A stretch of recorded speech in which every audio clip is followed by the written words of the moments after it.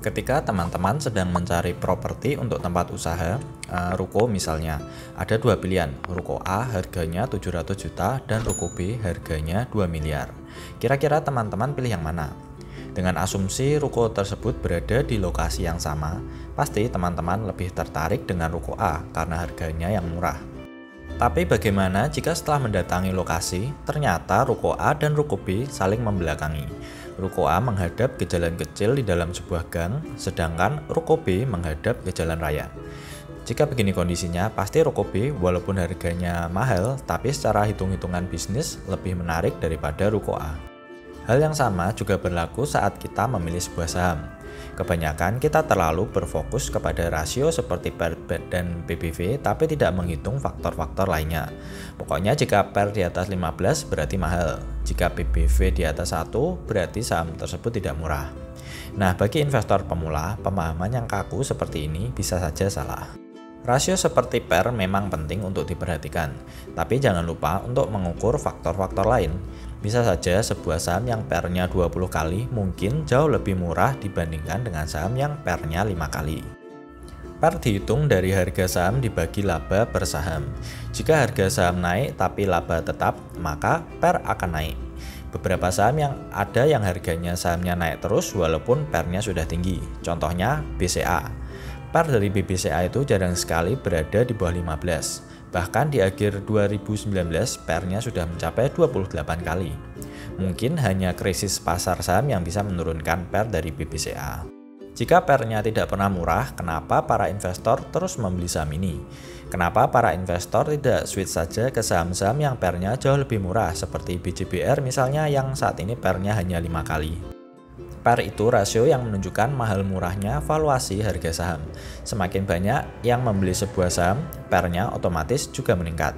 Ibarat barang, semakin banyak peminat, pasti harganya akan semakin mahal.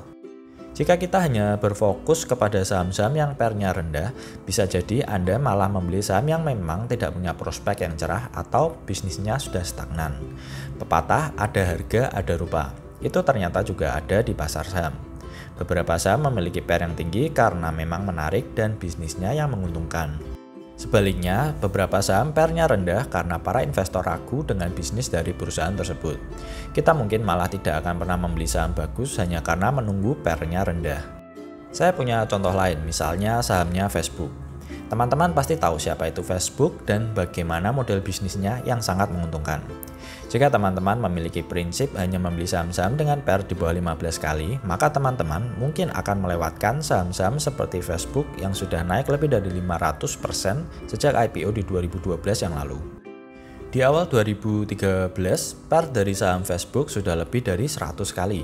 Saat itu saham Facebook adalah saham yang paling diburu karena ini adalah Facebook. Para investor tidak melihat dari PER yang super tinggi, tapi mereka melihat ke masa depan dari perusahaan sosial media nomor 1 di dunia ini. Mereka percaya bahwa laba Facebook pasti akan meledak.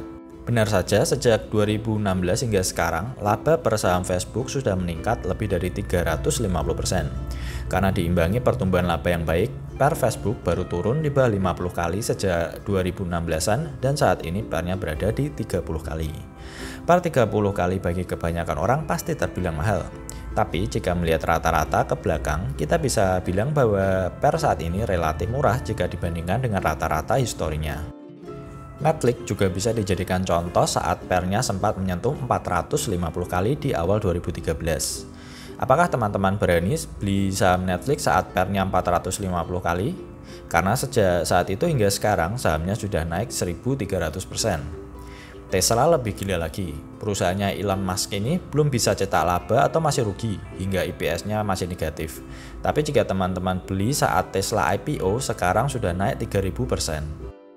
Kadang PER yang tinggi bukan berarti saham terlalu mahal dan sebentar lagi akan turun habis-habisan. Saham dengan PER rendah juga bukan jaminan harga akan naik banyak.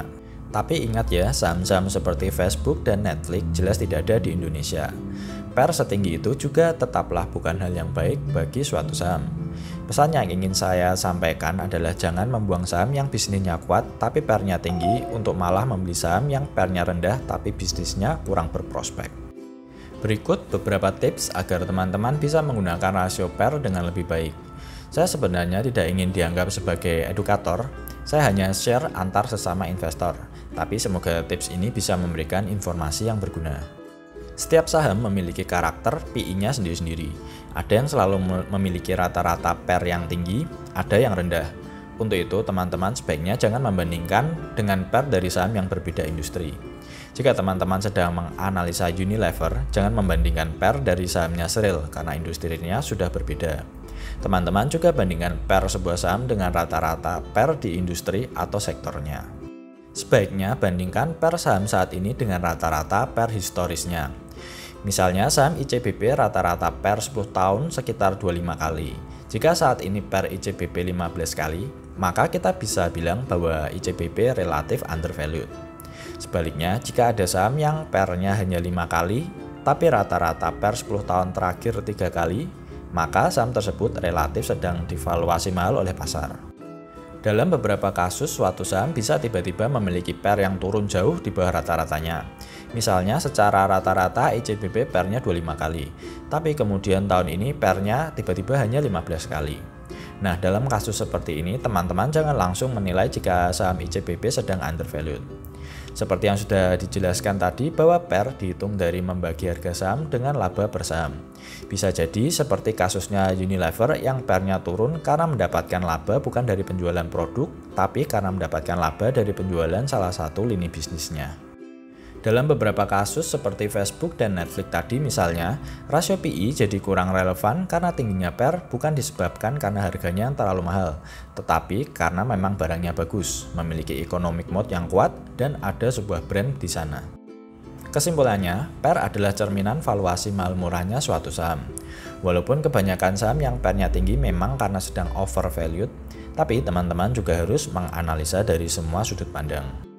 Sebuah barang yang memiliki kualitas tinggi pasti akan dibanderol dengan harga yang mahal. Saham dengan PER tinggi bisa jadi karena memang sedang digoreng atau bisa karena memang sahamnya bagus sehingga terus diburu para investor. Sebaliknya, saham dengan PER rendah biasanya memang karena sedang undervalued. Tapi dalam beberapa kasus, saham yang PER-nya rendah bisa jadi karena sahamnya kurang menarik atau kurang liquid bagi para investor. PER rendah juga tidak menjamin jika harga sahamnya bakal naik melebihi saham-saham yang PER-nya tinggi. Selalu bandingkan PER saat ini dengan rata-rata historisnya dan selalu bandingkan dengan PER dari perusahaan yang sejenis. Analisa PER harus digabungkan dengan faktor-faktor lainnya seperti pertumbuhan laba, balance sheet yang kuat, hingga prospek bisnisnya. Semoga video kali ini bisa bermanfaat. Klik like jika suka, bagi ke sosmed, dan jangan lupa subscribe.